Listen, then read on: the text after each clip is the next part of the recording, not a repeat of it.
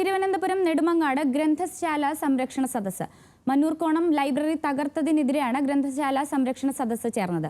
കവി കുരീപ്പുഴ ശ്രീകുമാർ സദസ്സ് ഉദ്ഘാടനം ചെയ്തു.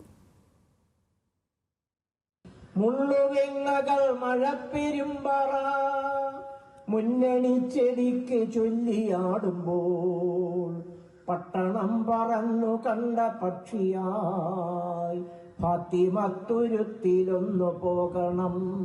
സംസ്ഥാന ലൈബ്രറി കൗൺസിലിന് കീഴിൽ 1952 മുതൽ പ്രവർത്തിക്കുന്ന എ ഗ്രേഡ് ഗ്രന്ഥശാലയായ മന്നൂർക്കോണം ഗ്രന്ഥശാലയുടെ ഒരു ഭാഗമാണ് ഒരാഴ്ച മുമ്പ് പൊളിച്ചു നീക്കിയത്.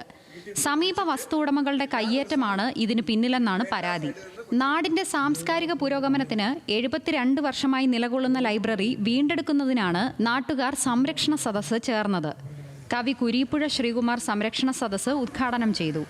സമര ക്യാൻവാസ്, ചരിത്ര പ്രദർശനം, ഓർമ്മയിലെ വായനശാല, ഏകാംഗ നാടകം, കവിത തുടങ്ങിയ പരിപാടികളും സംഘടിപ്പിച്ചു.